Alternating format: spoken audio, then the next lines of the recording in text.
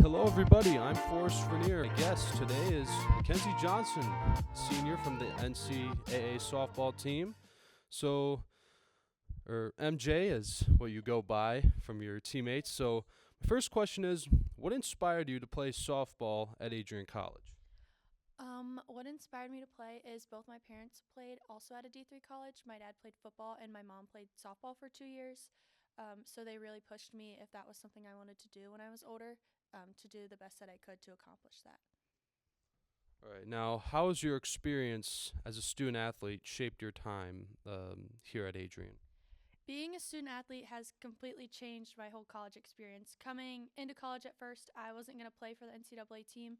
I was actually going to play for our club team. So that was a big transition, and I wouldn't change it for the world. I've made so many friends, had so many amazing opportunities. We've gone to Florida, we've played in the conference tournament, and I've met some of my best friends. So it's something I wouldn't change for the world. Now, what have been some of the biggest challenges you've faced in your NCAA career? Ooh, that's a tough one. Maybe one of my biggest challenges is getting over that fear of failure. So Coach Fox always has a saying, "You're gonna fail 90% of the time," and for me, that's really hard because I want to be good at whatever I set my mind to. So just getting over that fear and being, excuse me, sorry, and that it's okay to fail. You can't learn anything without failing. Now, you have mentioned before that for this upcoming season, you have some very talented upcoming freshmen. Like, how could you describe them to me? They're very willing to learn, which is something that I've really noticed since the fall. Not saying that's like a bad thing. Like I take it as a good thing. They're very open to everything. Just with them being younger, and I know it's a lot coming into an NCAA sport as a freshman, and you have all these upperclassmen. You have 6 a.m. workouts, lifts, practices, hockey cleanup, all these things, and they're always willing to put the work in and learn from not only coach but other people on the team.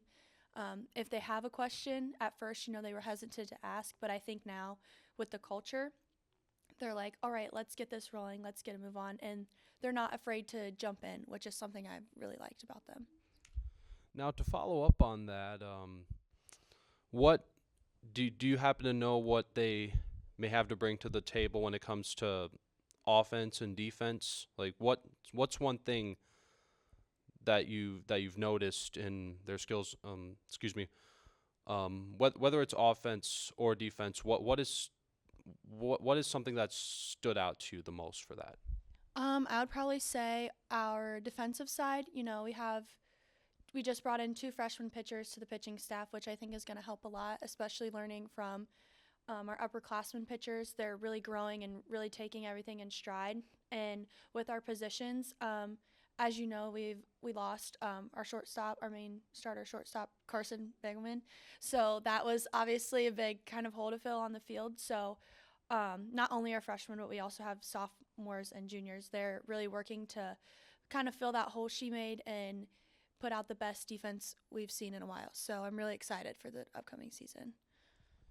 And also, what is one piece of advice you could give them when it comes to managing the balances between academics? Because you know what they say, school comes first.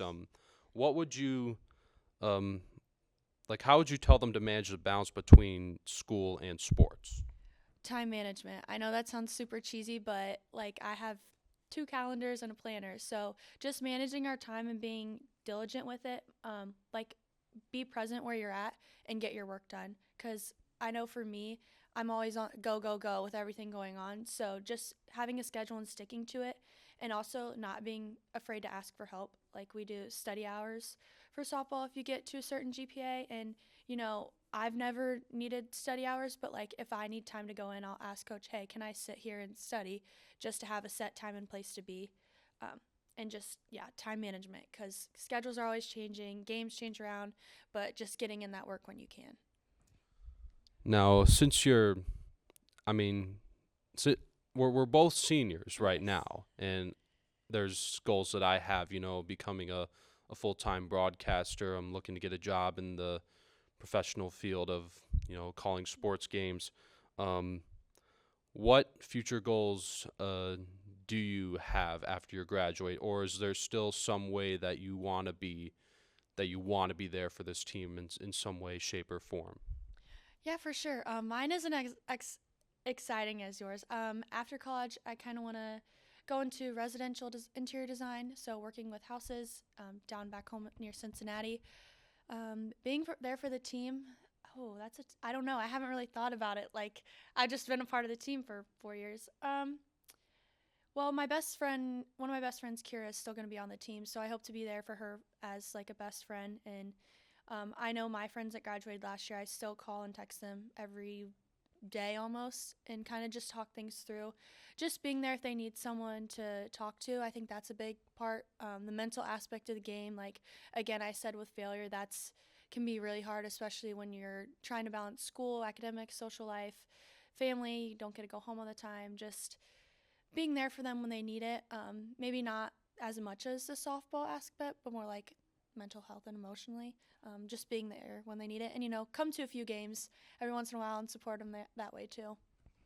And what is one thing that you have noticed in the freshmen that you've realized, wow, I really wish I would have known that. Is there anything you could pick up on from that?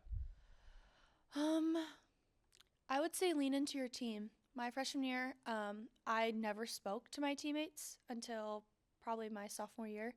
I was just very shy and very quiet. And what I've noticed about these freshmen now that we're coming into spring semester is they're always together. Like there's a core group of them. You can always find them in Richie after practice. And I think like building those bonds has helped them become better players as well. Like I've noticed they've begun to ask upperclassmen questions. They're going the extra mile at practice, trying to get better. Not afraid to ask Coach Fox questions, which I know terrified me. And I think by being comfortable with the team and like seeing that bond, it makes them like, oh, this is where I want to be. This is why I want to play, which I've really admired in them. And now, what is overall? What are the team's goals that you guys have for the season? One of the big things we've been focusing on is focus on the little things, which we are really hitting hard in this year because what we've noticed is if we don't have the little things down, we can't make it to the big things that we want to accomplish, like beating Trine, beating Calvin, beating Hope, making it to the conference tournament. So those are our main goals. And another one that we set this year is um, be a good teammate. We want to have good team culture, and win or lose, we're still a team. And what we do best is when we're all together and united. That's when we see the best outcome for the team. So really focusing in on that, being one rather than individuals.